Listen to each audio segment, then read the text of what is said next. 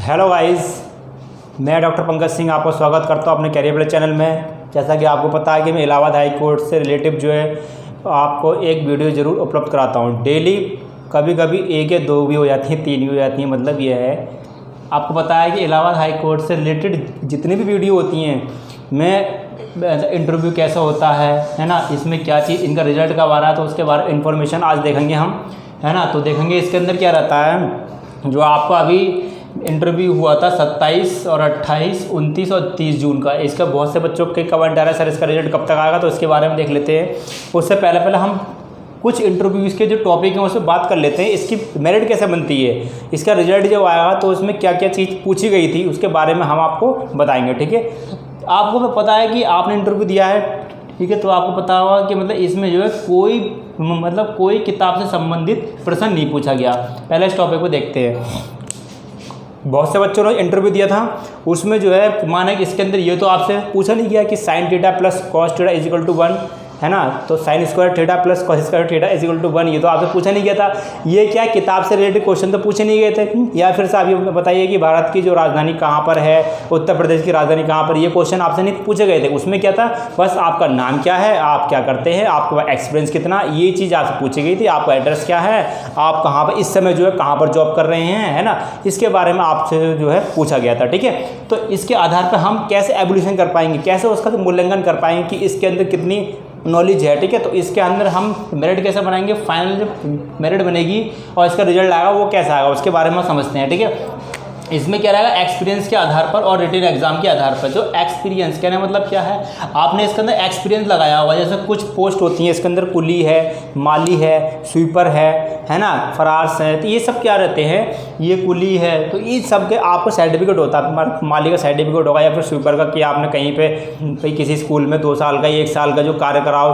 है ना, या फिर मतलब किसी का सर्टिफिकेट मांगते हैं। ठीक है, हर कहीं पे तो एक्सपीरियंस सर्टिफिकेट और मतलब रिटन एग्जाम, जिसका रिटन एग्जाम बढ़िया हुआ होगा और उसके पास एक्सपीरियंस अगर किसी के पास 1 साल का है और किसी का 2 साल का है, तो 2 साल वाले को ज़्यादा मतलब प्रेफरेंस समझते हैं, 2 साल वाले को ज़्यादा प्रधानता देते हैं। इसमें क्या है भाई, किसी का एक्सपीरियंस 3 साल का भी हो सकता है, 3 साल का एक्सपीरियंस हो सकता है ना। तो कारण क्या है कि किसी का एक्सपीरियंस होता है 1 साल का। मतलब यह है कि डॉक्यूमेंट तो आपके चेक होंगे ही होंगे, डॉक्यूमेंट तो आपके चेक होते ही होते हैं, कि इन्होंने जो है नहीं ऐसा ना हो पोस्ट तुम्हारी कितनी है, मतलब उसकी एजुकेशन कितनी है, 6 क्लास या 8 क्लास, आपने लगा दिया MA BA, मतलब होता तो खैर सभी के पास है पर वो छुपा लेते, दिखाते नहीं है ना। तो अधिकारी लोग भी जानते हैं कि अधिकतर जो है 4th ग्रुप D के लिए MA और BTech वाले भी अप्लाई कर देते हैं। ठीक है, गवर्नमेंट जॉब के लिए। तो इसमें क्या है, तो इसमें जो है डॉक्यूमेंट और एक्सपीरियंस के आधार पे ही आपका जो है फाइल मेरिट बनेगी। और किसी का एक्सपीरियंस 1 साल का तो उसको हम कम प्रीफरेंस देते हैं, किसी का 2 साल वाले को ज़्यादा। मतलब क्या, जिसका 3 साल का होगा और रिटन एग्जाम में बढ़िया मार्क्स हो गए तो उसका सेलेक्टेड चांस जो होता है वो ज़्यादा रहते हैं। इसमें आपको बता रहा हूँ। ठीक है, इसमें क्या रहेगा, इसके बाद रिटन एग्जाम और एक्सपीरियंस का जिसका अच्छा होगा वही सेलेक्ट होगा। ये देखो साफ साफ लिखा हुआ है, वही जो है एग्जाम में सेलेक्ट होगा। ठीक है, तो इसमें कारण क्या है कि इसमें जो रीज़न ये है कि जिसका मतलब इंटरव्यू में तो साल जो है सभी के समान पूछे गए थे। इंटरव्यू में क्या किया, आपका नाम क्या है, आप क्या करते हैं, आप कहाँ रहते हैं, है ना, आपका एक्सपीरियंस कितना, ये तो उन्होंने सबसे पूछा। तो ये कैसे पता लगेगा कि मतलब जो है किसके नंबर कितने आए हैं, मैं आपको बताता हूँ। क्योंकि हमारे यहाँ जब इंटरव्यू चलता है, इंटर कॉलेजों में वाइवा होता है, तो वो किस आधार पे देते हैं आपको मैं बता देता हूँ। क्योंकि उनके पास फाइल वगैरह होती है ना, उन्होंने कैसा प्रेफरेंस दिया, उसी के आधार पे यहाँ पर भी ये है देख लेते हैं, है ना। तो इसमें क्या है, मैं आपको बताता हूँ कि इसमें तो मेरिट जो बनेगी ना, वो आपके जो रिटन एग्जाम में प्रेफरेंस जो आपका रहा, परफॉर्मेंस हुआ आपके रिटन एग्जाम का, और मतलब एक्सपीरियंस कितना आपका, इन दोनों को मिलाकर ही फाइनल मेरिट जो है वो निकलेगी। और फाइनल जो रिजल्ट आएगा वो तभी आएगा, आप देख लेना। ठीक है, तो और बहुत से पूछते हैं कि मतलब हमसे कुछ पूछा तो गया नहीं, तो हम किसका जवाब देते, साइंस से रिलेटिव कोई क्वेश्चन नहीं पूछा गया ना। तो सीधी सी बात है, मैं आपको बता दूं। अब हम बात करते हैं परिणाम की, है ना।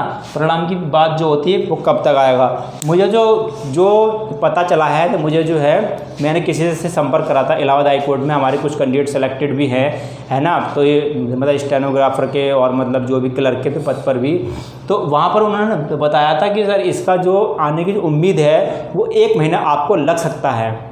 इसका ग्रुप डी का जो इंटरव्यू का जो रिजल्ट है कम से कम 1 महीना और मतलब ये लगभग जो लग सकता है, क्योंकि मैं कंफर्म डेट तो नहीं बताऊंगा क्योंकि मुझे उसकी डेट कंफर्म थी तो इसकी डेट कंफर्म नहीं है, तो मुझे तो फिर भी मैं आपको मान के चलता हूँ 1 महीना मतलब कि 15 जुलाई मतलब 15 अगस्त मतलब ये है 15 अगस्त ये 17 अगस्त तक है, इसकी आने की उम्मीद पूरी है रिजल्ट आने की, क्योंकि जब नया विज्ञापन आएगा अगस्त के लास्ट में तो उससे पहले जो है इनका रिजल्ट जो घोषित करने की पूरी वो है चीज़ें, ठीक है। तो इंटरव्यू डिस्कस जो हुआ था तो वो इंटरव्यू का डिस्कस हमने कर लिया है और इसका जो रिजल्ट जो है वो आप देख लेना, वही लड़के सेलेक्ट होंगे, आप देख लेना कि वही लड़के सेलेक्ट होंगे जिसका जो है जिसके पास मतलब एजुकेशन तो होगी साथ में जिसके पास एक्सपीरियंस होगा, रिटन एग्जाम में जिसके मार्क्स अच्छे आए होंगे वही लड़का इसमें सेलेक्ट होगा, और जो है इसके अंदर एक्सपीरियंस जिसका अच्छा रहा होगा, एक्सपीरियंस सर्टिफिकेट किसी का 3 साल का, किसी का मतलब 5 ईयर का एक्सपीरियंस होता है, 5 साल का एक्सपीरियंस होता है ना, वही तो उसमें क्या रहता है कि इसमें एक्सपीरियंस को हम ज़्यादा प्रेफरेंस देते हैं। सपोज अगर मैं ही हूँ, मैं कोई वैकेंसी निकालता हूँ उसमें इंटर कॉलेजों में, तो जिसके पास एक्सपीरियंस ज़्यादा होगा ना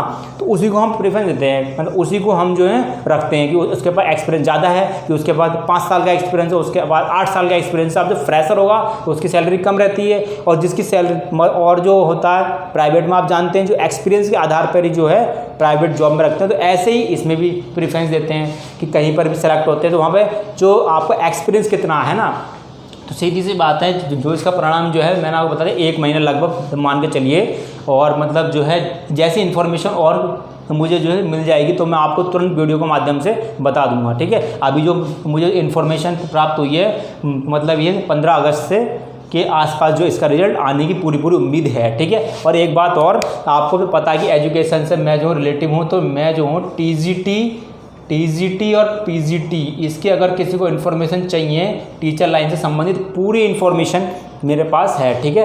तो सीधी सी बात है, अगर आपको कमेंट आप कर दीजिए तो मैं आपको बता दूंगा टीजीटी में फार्म कौन डालते हैं, पीजीटी में फार्म कौन डालते हैं, ठीक है। बीए बीएड वाले टीजीटी और पीजीटी में केवल एमए होना चाहिए, केवल एमए या फिर एमएससी मतलब पीजी पोस्ट ग्रेजुएट आपके पास केवल होना चाहिए, आप पीजी आप प्रवक्ता बन सकते हैं इंटर कॉलेज में, ठीक है। और टीजीटी में या क्या क्या सब्जेक्ट है साइंस वगैरह अगर आप पूछोगे तो मैं जो टीजीटी से रिलेटेड भी एक वीडियो बना दूंगा, कि आपको मतलब पता है। अब मैं ये तो नहीं कहूँगा कि मैं कौन हूँ क्या हूँ, कि बहुत से मतलब बच्चे एकदम कमेंट करते हैं, तो आपको पता है कि मैं एजुकेशन से जो हूँ रिलेशन हूँ, और फिर मेरा एजुकेशन से सब मतलब संबंधित है, तो मैं टीजीटी पीजीटी टेट वगैरह जो होता है सीटेट वगैरह होता है उससे भी रिलेटिव जो है अगर आपको कोई न्यूज़ चाहिए तो मैं जो आप नीचे कमेंट कर दीजिए, मैं उसका जो है रिप्लाई जरूर कर दूँगा, ठीक है।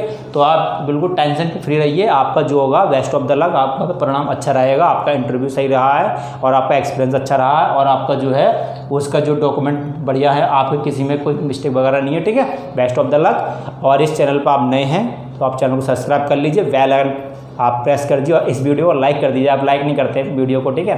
तो आप इस वीडियो को लाइक कर दीजिए और इस वीडियो को व्हाट्सएप पे भी आप जो है शेयर कर दीजिए, ठीक है, जिससे कि औरों को इसकी जो इन्फॉर्मेशन हो जाए, ठीक है। Thank you very much, please subscribe my YouTube channel, thank you very much.